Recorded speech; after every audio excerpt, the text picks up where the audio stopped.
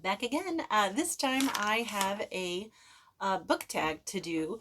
This is the info dump bookish tag. I was actually tagged by Booktube Goddess months ago, like probably 6 or 7 months ago, and I never did. And that was like right before I went into my little reading slump slash hiatus from Booktube. So I never did get to it. So I'm finally going to get to it. I think it's a really good book tag. I will have a Booktube Goddesses channel linked in my description. The creator is Books and Chocoholic. I will also have their channel linked in my description. The first prompt is, how many books do you read on average each month? On average, I read 4, but it can be anywhere from 2 books to 8 books, depending on what kind of month I'm having. How many books are on your TBR list? Well, if you're talking about books that I own, books that I actually own, I have over 800 books that I own and have not yet read. That's kind of embarrassing to say. But it is important to have variety, especially when you're a mood reader like me. How are your bookshelves organized? I organize my bookshelves by genre. That just makes it a lot easier for me to find the kind of book that I'm looking for.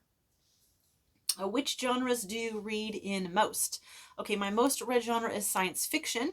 But I also read a lot of classics, and the last year or so that I've been exploring horror, horror has climbed right up on that list. And then fantasy, but not nearly as much as the other genres. As far as fantasy goes, I am pretty particular. I think that's why I read so much less fantasy than the other genres, because even though I like it probably just as much, I like fairy tales and like sword and sorcery type fantasy.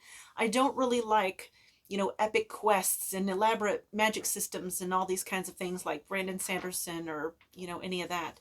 So it is more difficult for me to find fantasy that I really enjoy. And most of it is just older fantasy. So which genres do you own the most of? What I own the most of is classics, actually, but science fiction is a very close second.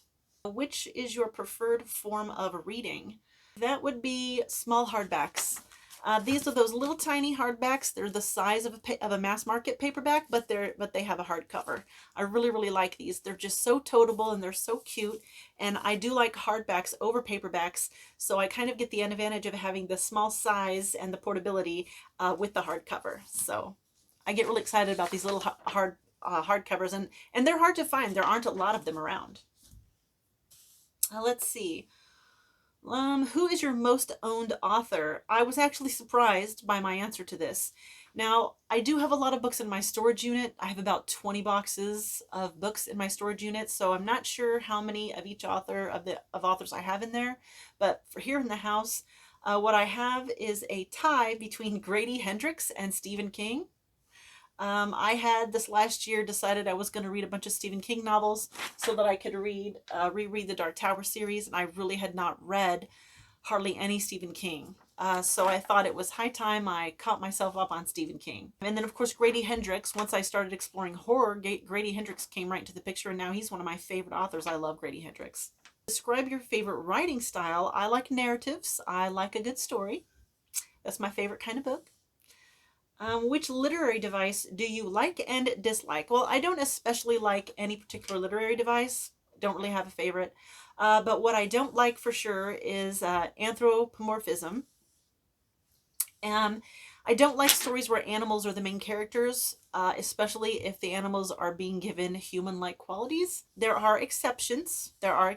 But for the most part, I don't even really look at books that where the main characters are animals. Which character archetypes do you like best? Again, I don't have a favorite there. I thought about that, and I just don't. I just don't. I don't have any kind of a favorite.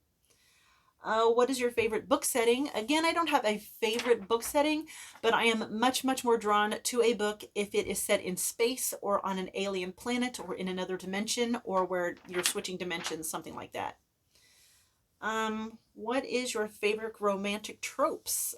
Okay, so I used to, when I was younger, like in my teens and 20s, I read a lot of romance novels. I don't really read romance novels now. If I do, it's erotica. But if I were going to read one, my favorite romantic trope would be characters who are against falling in love, but end up falling in love in spite of themselves.